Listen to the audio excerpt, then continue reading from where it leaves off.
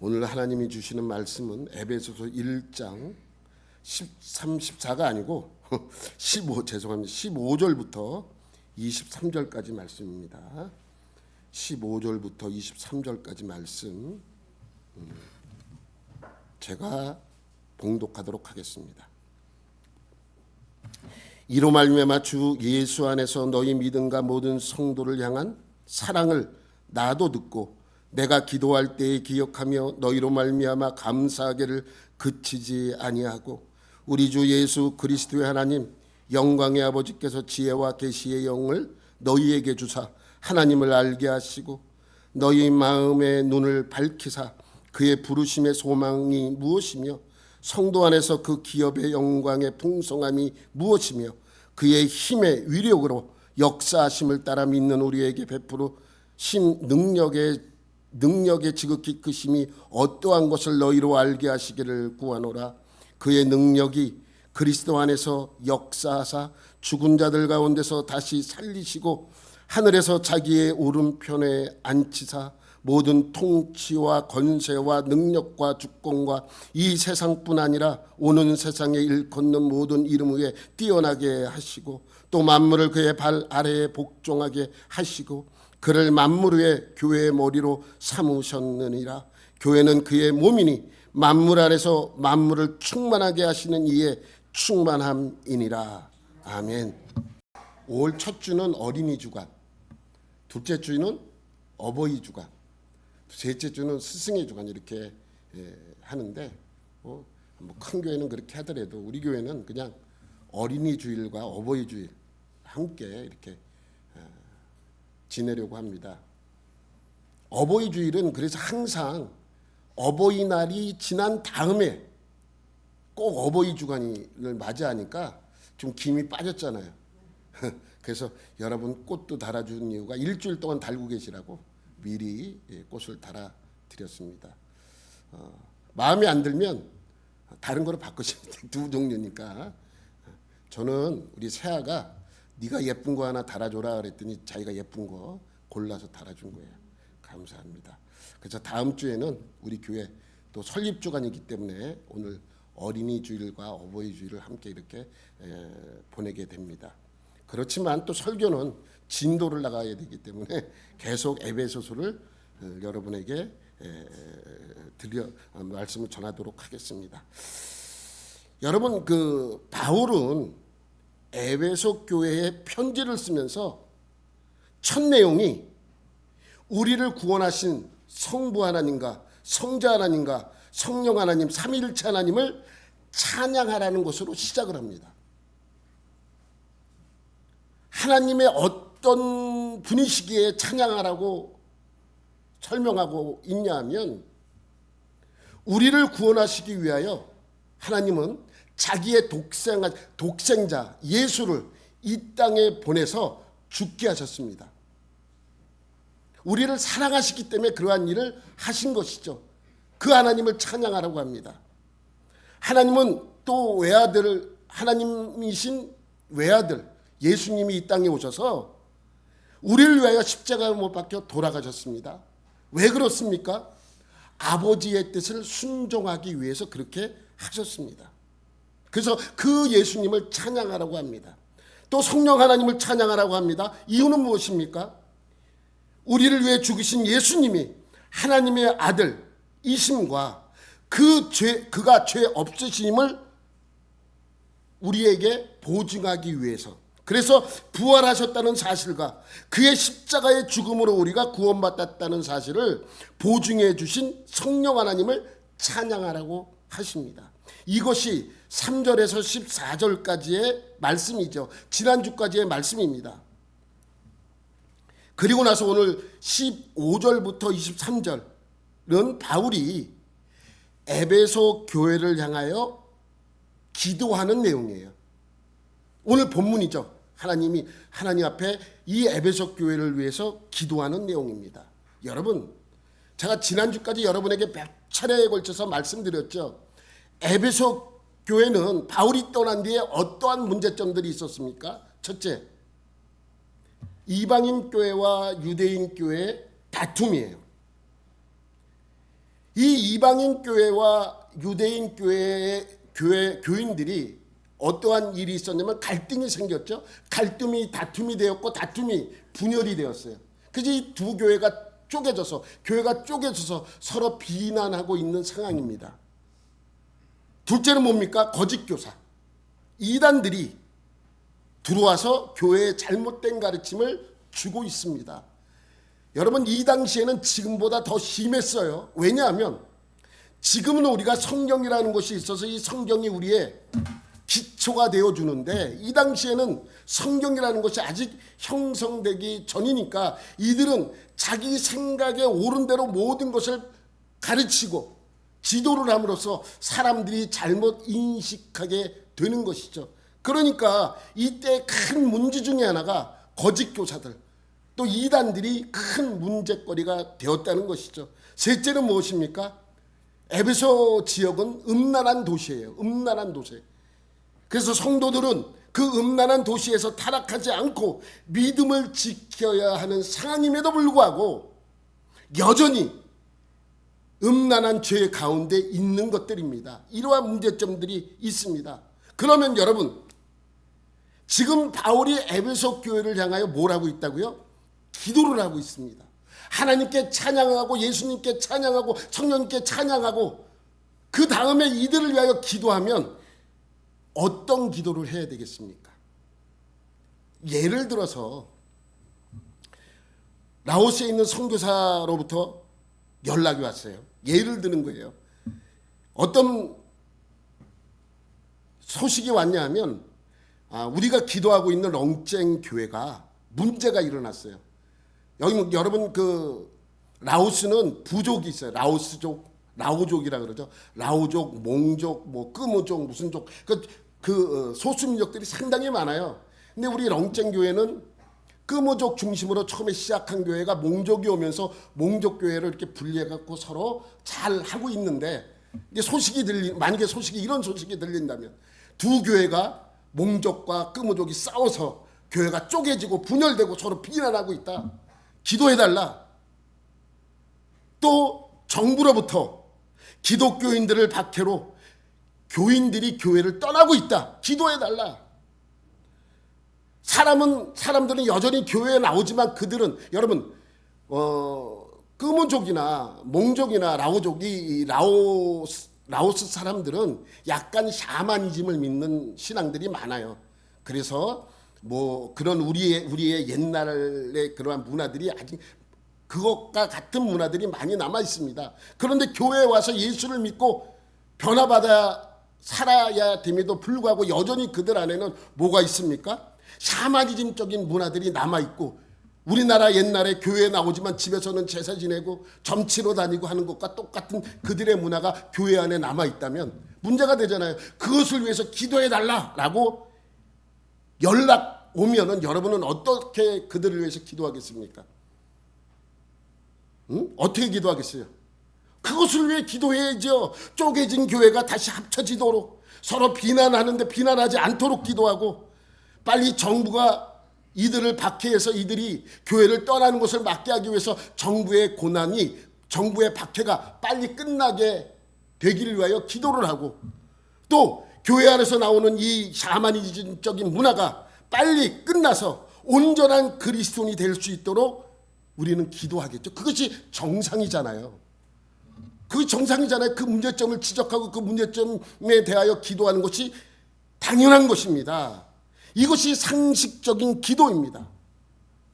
그러니까 우리는 이 기도를 통해서 그 교회의 문제점을 알 수 있고, 또 그 문제점을 위해서 우리도 기도할 수 있는 것입니다. 그럼 바울은 에베소 교회를 향한 기도가 어떻게 기도를 해야 상식적인 기도이겠습니까? 이방인 교회와 유대인 교회가 분열되지 않고 하나로 합쳐지기를 위하여 기도하고, 거짓 교사와 이단들이 들어오지 않도록 하나님이 막아주시고, 성도들이 그들의 가르침에 넘어지지 않도록, 또한 음란한 문화 속에서도 여전히 죄 가운데 있는 그들이 하나님 앞에서 죄를 짓지 않도록 기도하는 것이 상식적인 기도입니다. 그잖아요. 그게 상식적인 기도잖아요. 그런데 바울은 전혀 다른 기도를 하고 있어요. 상식적이지 않은, 우리가 보면 좀 이상한 기도를 하고 있습니다.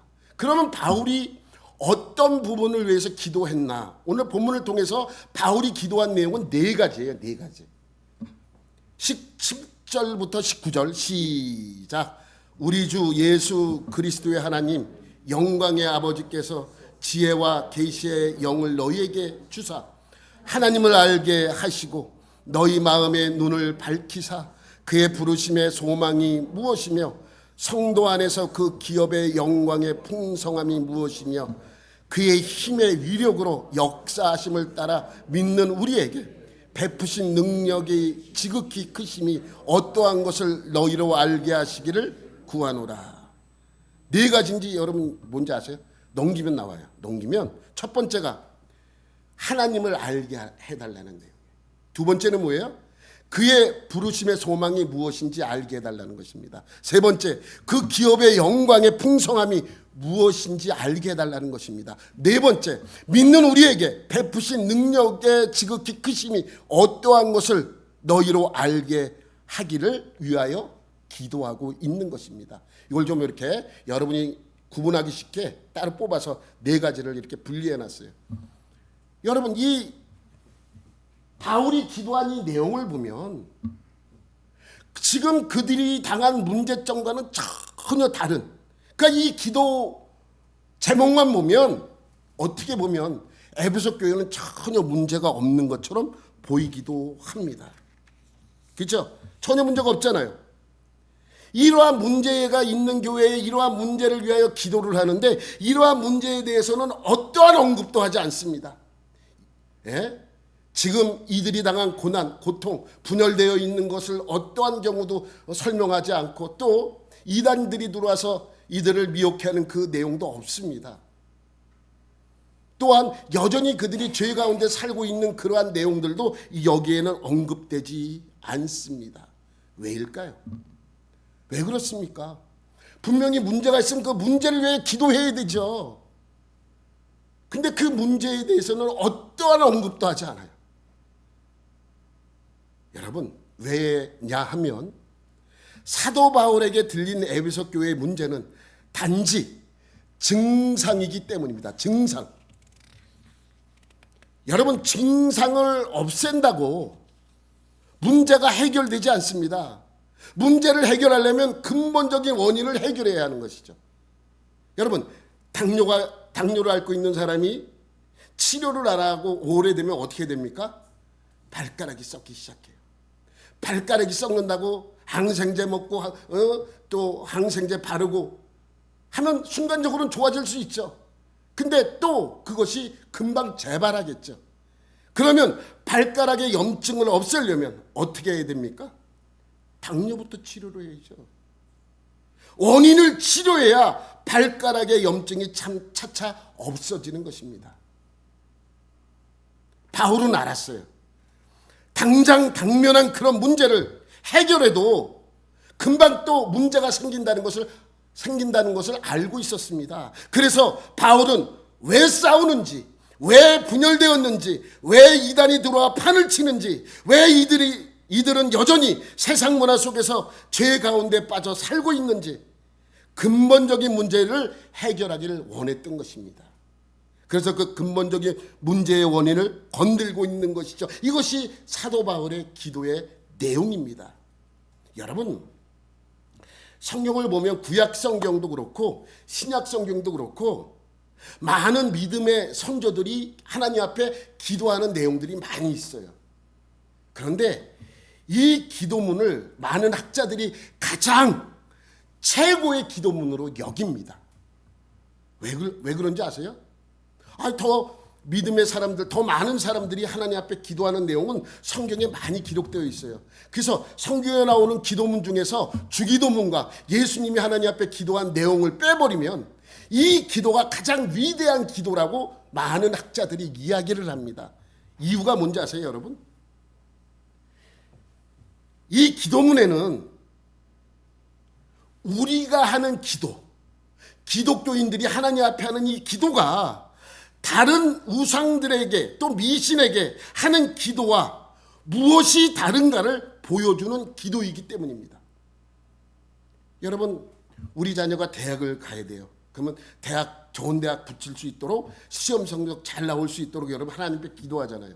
그 기도와 저기 절에 가서 우리 아들 이번에 시험 잘 보고 오늘 좋은 대학 갈 수 있도록 기도하는 그 기도의 차이점이 무엇입니까? 똑같잖아요. 우리 아들 잘 되게 해주세요. 우리 아들 시험 잘 보게 해주세요. 우리 딸 이번에 좋은 대학 들어가게 해주세요. 그렇게 기도한, 교회에서 나와서 기도한 그 기도와 절에 가서 아니면 다른 데 가서 기도하는, 또 물 떠놓고 정한수를 떠놓고 기도하는 그 기도의 차이점이 무엇이에요? 똑같잖아요. 기도의 내용은 똑같잖아요. 우리 자녀 잘 되게 해달라고 기도하는 그 기도 똑같잖아요. 무슨 차이점이 있습니까? 그런데 이 바울의 기도문이 우상들에게 하는 기도와 기독교인이 하는 기도의 차이점을 분명하게 무엇이 다른지 보여주고 있는 기도문이에요. 그래서 이 네 가지, 하나님을 알게 하시고 그의 부르심의 소망이 무엇인지 알게 하시고 그 기업의 영광의 풍성함이 무엇인지 알게 하시고 우리에게 베푸신 능력의 지극히 크심이 어떠한 것인지 알게 하기를 구하는 이 기도문에 대해서는 다음 주에 여러분에게 설교를 해드리도록 하겠습니다. 그럼 오늘 무슨 기도냐? 그런데 여러분, 이 기도가 있기 전에 바울이 특별하게 하는 행동이 있습니다. 기도가 있어요. 그 기도의 패턴은 기도의 패턴은 기도뿐만이 아니라 바울이 쓰는 모든 편지에 나타납니다. 모든 편지에.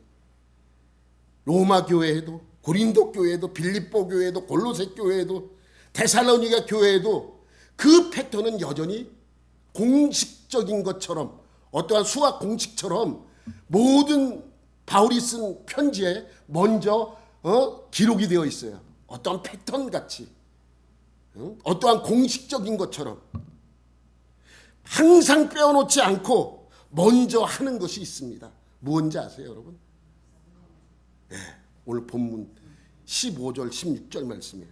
우리 다 같이 한번 읽어볼게요. 시작. 이로 말미암아 주 예수 안에서 너희 믿음과 모든 성도를 향한 사랑을 나도 듣고 내가 기도할 때에 기억하며 너희로 말미암아 감사하기를 그치지 아니하고. 뭐라고요?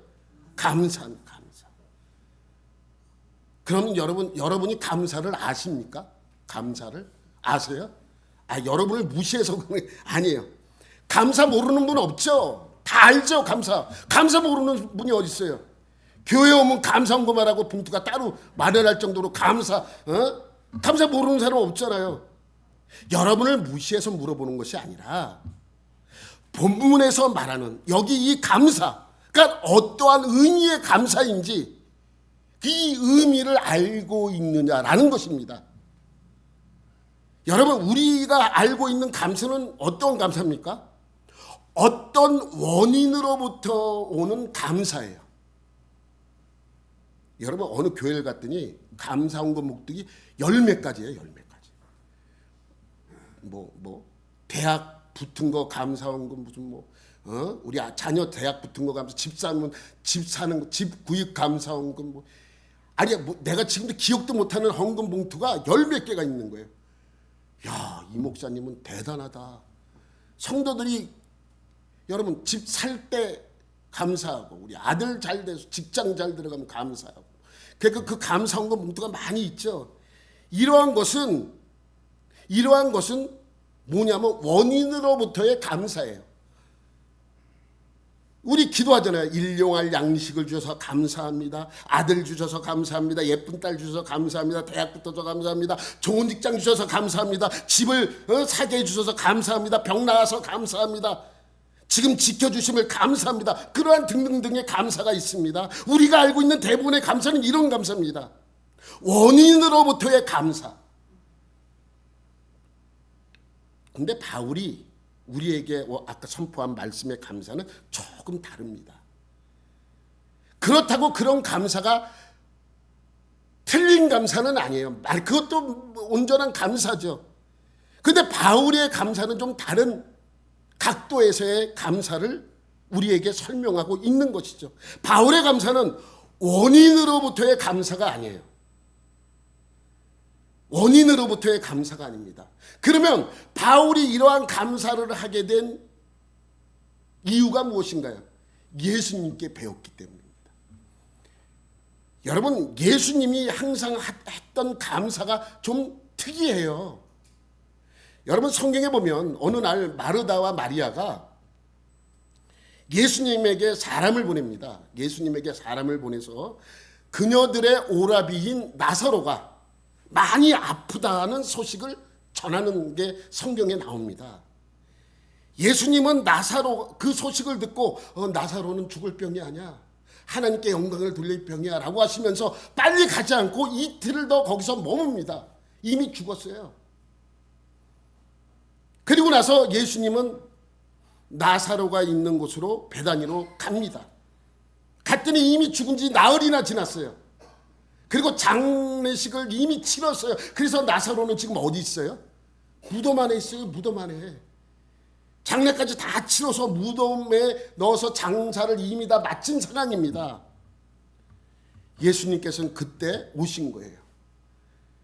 그리고 예수님은 사람들에게 외칩니다. 저 돌을 옮겨라. 무덤의 문을 닫고 있는 그 돌을 옮기라고 사람들에게 명령합니다. 그리고 나서 무덤을 향해 소리를 지르십니다. 선포하십니다. 나사로야, 나오라! 어떻게 되었습니까? 요한복음 11장 43절 44절 말씀, 이 말씀을 하시고 큰 소리로 나사로야, 나오라! 부르시니 죽은 자가 수족을 배로 동인채로 나오는데 그 얼굴은 수건에 쌓였더라. 예수께서 이르시되 풀어놓아 다니게 하라 하시니라.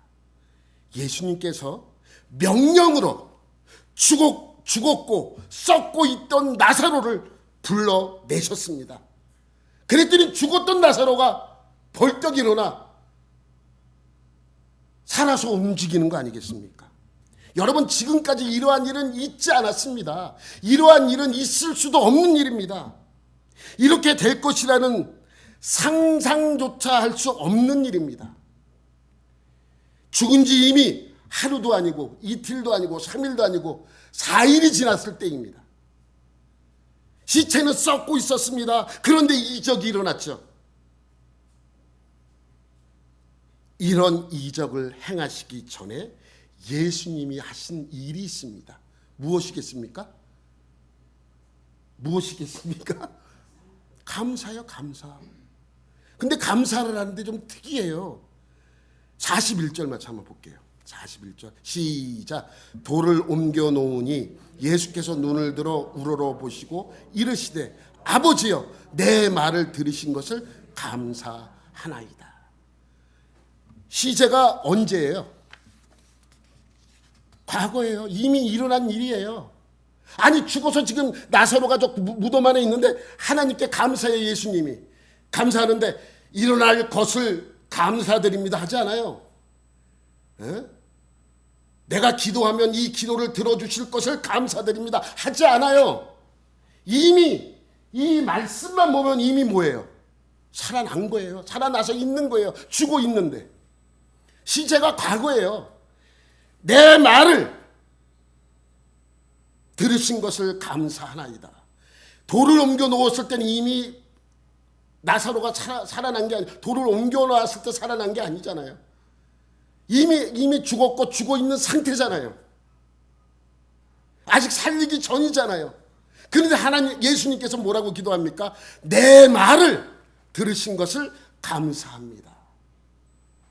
내 말을 들어주실 것을 감사하다고 하나님께 기도하지 않고 이미 그 시제는 이미 이루어진 것을 놓고 감사드리는 것처럼 감사하고 있는 것이죠.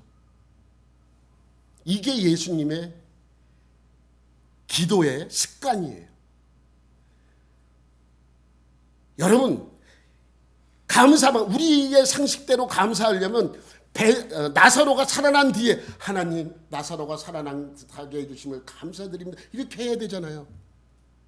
그렇죠. 그잖아요. 맞잖아요. 그게 우리의 상식 아닙니까? 원인으로부터의 오는 감사.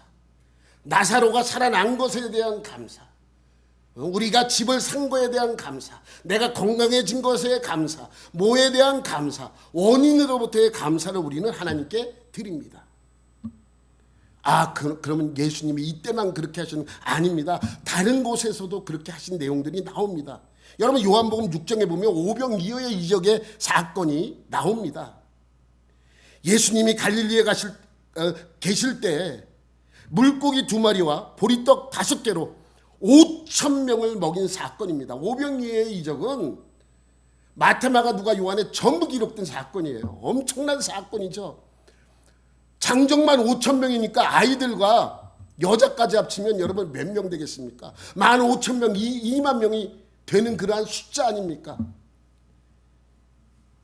근데 어린 아이가 물고기 2마리와 보리떡 5개를 가져왔어요. 아이가 한 끼 해결하기 위해서 부모가 싸준 도시락이죠. 그 물고기가 이따만 하겠습니까? 아기가 먹을 건데. 제가 볼 때는 손가락 크기만 할 거예요. 아기가 먹을 건데. 그래서 소금에 쪄려가지고 구운 그 물고기 2마리. 빵하고 같이 먹으면 간이 할 정도의 그 물고기 작은 것 2마리와 보리떡 조그만 거 5개입니다. 그런데 그것으로 그 작은 아이들이 한 끼 먹을 그 양식의 작은 양식으로 몇 명이 먹었다고요? 장정만 5,000명입니다. 5,000명이 먹고 남았어요. 5,000명이 먹고 남았습니다. 어떠한 이적이 일어났습니까?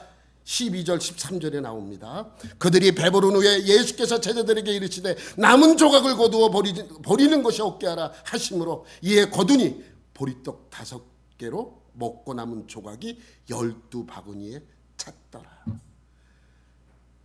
2만 명이나 되는 숫자가 그 음식을 다 먹고 12광주리로 12바구니가 남은 거예요. 여러분 이 사건은 정말 대단한 사건입니다. 그런데 이 이적이 일어나기 전에 그러니까 몇 절이겠어요? 11절이겠죠. 11절에 뭐라고 말씀하고 있냐면 보죠. 예수께서 떡을 가져 축사하신 후에 앉아있는 자들에게 나눠주시고 물고기도 그렇게 그들의 원대로 주시니라. 뭐 했습니까? 감사해야 되는데 감사가 없는데요. 여러분 감사가 없죠? 여러분 이 축사라는 말이 감사라는 단어예요. 에우카리스토스라는 이 단어는 우리 개혁 성경에는 개혁 개정 성경에는 축사라고 번역이 되었지만 여러분 현대인의 성경 새 번역 우리말 성경 다 보면 뭐라고 기록되어 있는지 아세요? 그냥 감사라고 기록되어 있어요. 감사라는 단어를 좀 더 예수님이 기도한 거니까 축사했다라는 그런 표현으로 했는데 원래 이 단어는 헬라어 단어의 뜻은 감사예요. 그러니까 예수께서 떡을 가져 감사하신 후에 앉아있는 자들에게 나눠주시고 물고기도 그렇게 그들의 원대로 주시니라. 감사해요. 예수님은 이적을 일으키시기 전에 항상 무엇을 먼저 했습니까? 감사했습니다. 감사도 그것을 줄 믿고 감사한 것이 아니라 주신 것을 감사하는 거예요. 그게 바로 예수님이 하신 기도입니다. 그러니까 보세요. 이적이 감사를 이끌어내는 것이 아니라 감사가 이적을 이끌어내는 것입니다. 아직 모든 사람들의 눈에 드러나지 않은 이적을 이끌어내어 모든 사람들 눈에 보이게 하는 것이 뭐예요? 감사입니다. 예수님의 감사는 원인으로부터의 감사가 아니라 주셨기 때문에 감사하고 응답해 주셨기 때문에 감사하고 내 기도를 들어주셔서 감사하고 이루었기 때문에 감사한 그런 감사가 아닙니다. 그런 감사는요 오래가지 못해요. 주셨기 때문에 감사해요. 안 주시면 어떡할 거예요? 감사 안 하죠. 주셨기 때문에 감사하고 안 주시면 감사를 안 해. 그런 감사는 오래가지 못합니다. 감사의 감사가 원인을 이끌어내는 것입니다. 감사가 이적을 이끌어내는 것입니다. 그러므로 감사는 우리 신앙에 있어서 상당히 중요합니다. 바울은 그것을 알았기 때문에 기도의 시작을 감사부터 하는 거예요. 바울의 모든 소신서를 보세요. 감사로 시작합니다. 감사로 시작해요. 감사로 시작하지 않는 것이 없을 정도로 모든 서신서를 보면 감사로 시작합니다. 여러분, 신구약 성경에서 감사라는 단어가 몇 번 나오는 줄 알아요, 여러분? 몇 번 나올 것 같아요? 아니에요. 대충 통밥 설교 중에 통밥이라는 말을 썼는지 모르겠지만 한 몇 번 정도 나올 것 같아요. 여러분 생각에. 찍으세요, 빨리. 1번, 100번, 2번, 200번, 3번, 300번, 4번, 400번, 5번, 500번. 몇 번 정도 할 것 같아요? 몇 번이에요? 여러분은 몇 번 정도 나올 것 같아요? 예? 신구약 합쳐서, 신약과 구약을 합쳐서 감사하는 것이 몇 번이나 나옵니까? 나오는 것 같습니까? 우리가 생각하는 것만큼 많이 나오지 않아요. 신구약 합쳐서 196번. 감사라는 단어 자체는 176번이 나오는데 우리 아까 축사 이렇게 헬라어적으로나 시브리 어원적으로 감사의 뜻을 담고 있는 그 단어를 다 합치면 196번밖에 안 됩니다. 생각보다 적죠. 구약 성경에 132번, 신약에 64번이 나와요. 그런데 구약 132번 나오는 중에 시편에서만 77번이 나와요. 시편을 제외하면 55번 정도밖에 안 나오죠. 신약 성경 64번 중에 바울 서신에서만 48번이에요. 바울 서신을 빼버리면 나머지 성경에서 16번이 나와요. 그러니까 구약의 많은 믿음의 사람 중에 감사를 가장 많이 한 사람은 누구예요? 시편을 가장 많이 쓴 사람? 다윗이겠죠. 신약의 많은 믿음의 사람 중에 감사를 가장 많이 한 사람은 누굽니까?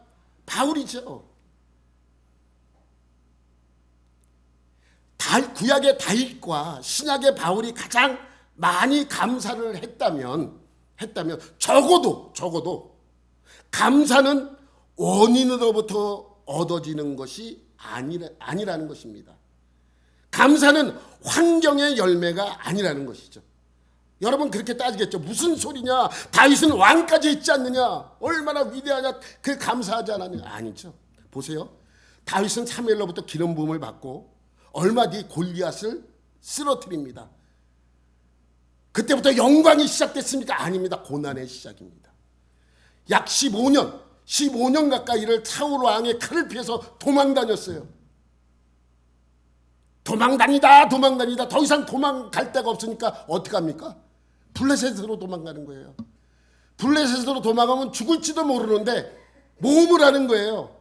왜냐하면 이스라엘 땅에 있으면 반드시 죽을 수밖에 없어요. 사울 왕이 칼을 들어서 자기를 죽일 것 같으니까 적이지만 그래도 희망을 갖고 블레셋에게 가서 도움을 요청하는 것이죠. 그래서 1년 6개월 동안 블레셋 지역에서 블레셋 사람처럼 살았던 사람이 다윗입니다. 몇 년 동안요? 15년 동안. 거기서 끝났습니까? 왕이 된 다음에는 어떻습니까? 자기의 실수 하나로 자기의 백성 7만 명이 한순간에 죽어버려요. 전염병으로. 자기의 잘못으로. 백성들이 몇 명이 죽었다고요? 7만 명이 죽었습니다. 엄청난 사건입니다. 거기서 끝나지 않아요. 인생의 말년증에 가서는 자기가 아꼈던 아들 하나가 반란을 일으켜서 다윗 왕 아버지를 죽이려고 합니다. 성경에 보니까 다윗이 너무 급해서 어떻게 도망갔다 그래요? 맨발로 도망갔다. 맨발로. 얼마나 급한지, 얼마나 가까이 왔는지 그것이 너무 두려워서 맨발로 도망갔다고 성경에 기록되어 있습니다. 여러분, 다윗이 왕이 된 것에 감사합니까? 어떤 고난이 더 크겠습니까? 우리는 그래요. 야, 그래도 왕이 됐지 않았느냐. 여러분, 돈이 많으면 하나님께 축복받은 것입니까? 돈이 많어. 난 돈이 너무 많어. 막 쓸 데가 없어. 그 정도로 많아. 근데 위장병이 있어서 아무것도 못 먹어. 그 무슨 의미가 있어요? 예? 죽만 먹어야 돼. 죽. 아무것도 못 먹어. 하여간에 뭐 덩어리만 들어가면 위에 문제가 생겨. 예? 우리나라 최고 재벌이 그랬잖아요. 누구라고는 얘기는 안 해. 너무 돈이 많아. 우리나라에서 돈이 제일 많아. 근데 위장병이 있어서 음식을 못 먹어. 아무것도 못 먹어. 여러분, 이게 축복입니까? 저주입니까? 그래서 다윗이 쓴 편지 시편의 내용들을 보면 대부분 어느 상태에 있을 때 써 있는지 여러분 아십니까? 고난 중에 쓴 것이에요. 대부분이. 아까 우리가 누구예요? 아까 우리 그 은우가 시편 1편을 암송했잖아요. 시편 1편 한번 볼게요. 복 있는 사람은 악인의 꾀를 따르지 아니하고 죄인의 길에 서지 아니하며 오만한 자들의 자리에 앉지 아니하고 오직 여호와의 율법을 즐거워하여 그의 율법을 주야로 묵상하는도다. 그는 시냇가에 심은 나무가 철을 따라 열매를 맺으며 그 잎사귀가 마르지 아니함 같으니 그가 하는 모든 일이 다 형통하리로다. 여러분, 고난 중에 쓴 것 같아요? 고난 중에 쓴 것 같아요? 아니잖아요. 여기까지 보면 전혀 고난받고 있는 상태가 아닙니다. 그런데 이 다음번에 보면 얼마나 고난스러운지 그 내용을 보면 알 수 있어요. 악인들은 그렇지 아니하며 오직 바람에 나는 겨와 같도다. 그러므로 악인들은 심판을 견디지 못하고 죄인들이 의인들의 모임에 들지 못하리로다. 무릇 의인들의 길은 여호와께서 인정하시나 악인들의 길은 망하리로다.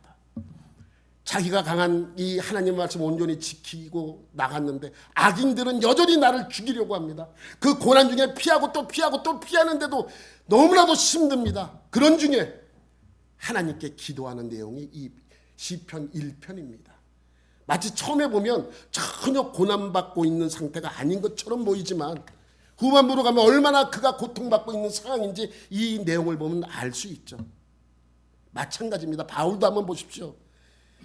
신약 성경에서 감사라는 단어를 가장 많이 사용한 바울은 어떻게 고백합니까? 40에 가만 한 대 가만 매를 5번이나 맞았대요. 3번 태장으로 맞았고요. 돌로도 맞고 배를 가서 3번이나 파손했습니다. 여러분 얼마나 고난스러운지 고린도후서에 그것이 잘 기록되어 있습니다. 이러한 고난이 언제 받았습니까? 바울이 예수 그리스도가 자기의 구원자라고 믿은 뒤에 이러한 고난을 당한 것이죠. 여러분, 바울이 하나님께 감사하는 이유는 물질의 축복을 받았기 때문이죠. 맞죠? 예? 건강의 축복을 받았기 때문이죠. 그죠? 맞죠? 그래서 하나님께 감사를 많이 했죠. 그죠? 아니죠. 돈이 얼마나 없었으면 자기가 직접 어떨 때는 일을 해서 돈을 벌어서 자기의 생활비를 충당했습니다. 건강이 얼마나 안 좋았으면 의사인 누가가 바울을 늘 옆에서 모시면서 그를 진찰하고 약을 지어주고 했었겠습니까? 그는 물질의 축복과도 거리가 멀었고 건강의 축복과도 거리가 많았습니다. 이런 바울이 제일 많이 하나님께 감사하고 있는 것이죠. 그러니까 적어도 성경에서 말하는 감사는 환경의 열매는 아닙니다. 감사는 원인으로부터 얻어지는 것이 아닙니다. 감사는 환경의 열매가 아니라면 환경의 열매가 아니라면 어떤 원인으로부터 얻어지는 것이 아니라면 성경에서 말하는 감사는 무엇입니까?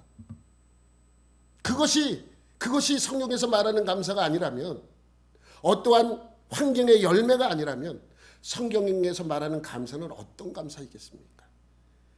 우리가 모를까 봐 친절하게 바울은 골로새서에 이것을 설명하고 있어요. 골로새서 2장 6절부터 7절까지의 말씀을 보면 시작. 그러므로 너희가 그리스도 예수를 주로 받았으니 그 안에서 행하되 그 안에 뿌리를 박으며 세움을 받아 교훈을 받은 대로 믿음에 굳게 서서 감사함을 넘치게 하라. 성경에서 말씀하고 있는 감사는 무엇입니까? 믿음에 굳게 서서 하는 것입니다. 믿음에 굳게 서서 하는 것이 감사죠. 그 말은 무엇이냐면 성경에서 말하는 감사는 환경의 열매가 아니라 믿음의 열매인 거예요. 성경에서 말하는 감사는 내가 어떤 것을 얻었기 때문에 감사하는 것이 아니라 내가 하나님을 믿고 그 하나님을 나의 온전한 신으로 모셔드리고 예수 그리스도가 나의 구주로 믿는 사람들이 그 믿음의 열매가 바로 감사인 것입니다. 그러니까 성경에서 말하는 감사는 믿음이 근거해야 됩니다. 내 기도 제목에 응답받았다가 아니라 내 기도에 응답받아서 내가 이렇게 되었다가 아니라 하나님의 성품과 그 신실하심의 근거가 되어서 지금은 보이지 않지만 하나님이 반드시 이루신다라는 그러한 믿음의 근거가 감사를 이끌어내야 한다는 것입니다. 여러분, 그러므로 내 삶에 있어서 하나님께 감사가 넘치게 하기 위해서 필요한 것은 무엇입니까? 믿음입니다. 온전한 믿음을 가지고 하나님께 감사하는 것이 진정한 감사의 의미인 것입니다. 믿음에 근거할 때 이런 고백이 나오는 것이죠. 여호와는 나의 목자시니 내게 부족함이 없으리로다. 기가 막힌 고백 아닙니까? 여러분, 다윗이 가장 고난스러울 때, 가장 힘들고 어려울 때 쓴 시가 무엇이냐, 이거예요. 여호와는 나의 목자시니 내게 부족함이 없으리로다. 다 같이 그가 나를 푸른 풀밭에 누이시며 쉴만한 물가로 인도하시는도다. 내 영혼을 소생시키시고 자기 이름을 위하여 의의 길로 인도하시는도다. 내가 사망의 음침한 골짜기로 다닐지라도 해를 두려워하지 않을 것은 주께서 나와 함께 하심이라. 주의 지팡이와 막대기가 나를 안위하시나이다. 주께서 내 원수의 목전에서 내게 상을 차려 주시고 기름을 내 머리에 부으셨으니 내 잔이 넘치나이다. 내 평생의 선하심과 인자하심이 반드시 나를 따르리니 내가 여호와의 집에 영원히 거하리로다. 아멘. 여러분, 여기에 보면 중간쯤에 보면 넘겨보세요. 음침한 골짜기와 사망의 음침한 골짜기와 상이라는 단어가 나와요.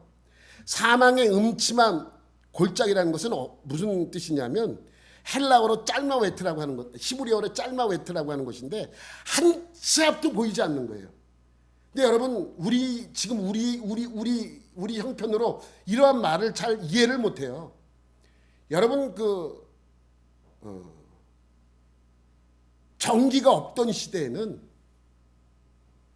그리고 달도 없고 별도 안 떴은 흐린 날씨에는 한 치 앞도 보이지 않는 거예요. 그런데 지금 우리에게 이러한 말이 잘 와닿지 않는 이유는 우리의 형편이 여기에 맞지 않기 때문입니다. 그런데 여러분, 다윗이 유대 광야를 도망 다닐 때 이 시를 쓴 건데, 이 시를 쓸 때 한번 상상을 해보십시오. 유대 광야라는 것은 그냥 평지가 아니에요. 그냥 여러분 한번 성지순례 가보신 분은 알 거예요. 유대 광야는 이렇게 많은 계곡들이 있어요. 그러니까 길을 가다가, 어두운 길을 가다가 언제, 낮에는 괜찮죠. 왜냐, 앞이 보이니까. 밤만 되면 이동하기가 너무 힘들어요. 불을 비치지 않는데 순간적으로 계곡이 나타나요. 그래서 낭떠러지로 떨어지는 거예요. 언제 떨어질지 몰라. 한 치 앞도 보이지 않아요. 그런데 그러면 횃불을 들면 되지 않느냐.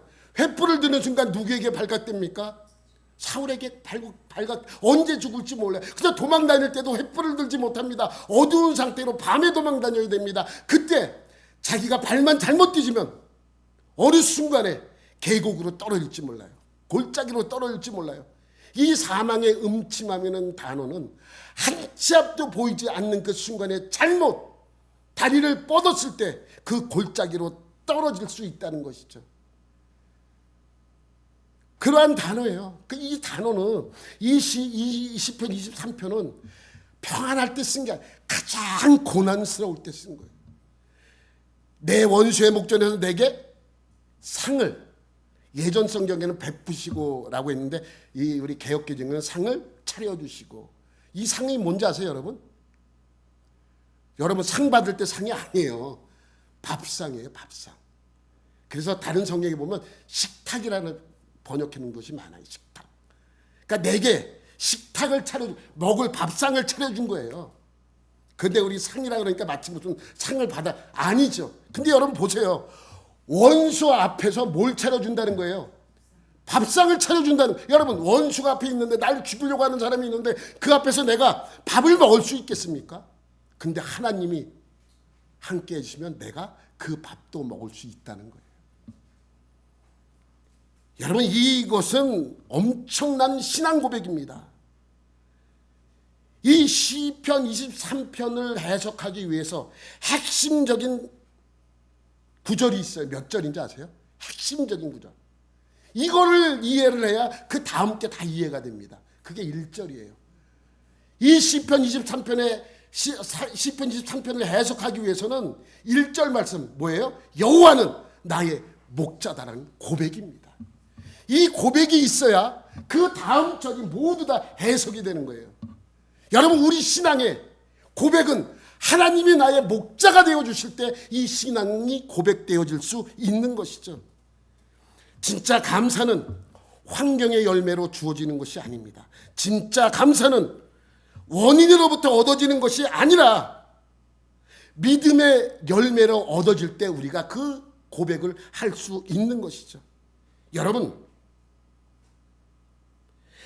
만약에 우리가 어떤 원인으로부터의 결과를 얻어내서 그것에 대한 감사를 했다면 다른 종교와 다를 바가 없습니다. 똑같아요. 다른 데도 기도하잖아요. 우리 자녀 대학 잘 가게 해달라고 기도하고 좋은 데 취직 따게 해달라고 하고 건강하게 해달라고 기도하잖아요. 절에서도 하잖아요. 다른 종교에서도 하잖아요. 우리 교회에서도 하잖아요. 여러분 그런 기도는 어떤 종교든 상관이 없어요. 그들의 목표는 오직 뭐예요? 내 기도를 들어주는 데 있습니다. 내 기도에 결과를 얻는 데만 목적이 있는 것이죠. 그러니까 그들은 다른 거 필요 없어요. 뭐만 되면 돼요? 내 기도만 응답해 주면 되는 것입니다. 그러나 그러다 보면 믿는 대상은 필요 없어요. 뭐가 중요한 거예요? 내 기도가 내용만 남아있게 되는 것이죠. 우리와 가장 큰 차이가 무엇입니까? 우리가 믿는 대상이 바로 하나님이라는 것입니다. 여호와는 나의 목자시니. 이 모든 것을 이루시는 분은 하나님이십니다. 그러므로 누구든지 하나님의 영광을 빼앗지 마십시오. 그의 영광은 하나님 한 분이 받으시기에 합당한 것입니다. 우리의 감사는 오직 그분만이 받으셔야 한다는 것입니다. 바울은 이 비밀을 알고 있기 때문에 어느 편지를 쓸 때 어떤 상황 속에서도 제일 먼저 그들에게 요구하고 내가 하나님 앞에 보여주는 것은 바로 감사라는 것입니다. 여러분 한 주간도 환경의 열매로서 하나님께 감사하는 것이 아니라 여러분의 믿음의 열매로서 하나님께 감사하는 여러분들이 되시기를 예수님의 이름으로 축원합니다. 하나님 아버지 감사합니다. 오늘도 하나님의 말씀 속에서 살아가기를 원합니다. 하나님 앞에 모든 것을 맡기며 그 하나님만을 바라보기를 원합니다. 우리의 기도에 응답하여 주시고 하나님의 크신 은혜로 말미암아 우리가 늘 하나님께 감사하고 하나님을 나의 목자로 삼을 때 온전한 은혜가 우리 안에 있게 하여 주옵소서. 그래서 우리가 이 자리에 있는 것만으로도 하나님께 감사하고 하나님을 믿는 믿음의 자녀로 있는 것만으로도 하나님께 감사할 수 있는 복된 자들이 되게 하여 주옵소서. 모든 것 감사드리며 예수님의 이름으로 기도드립니다. 아멘.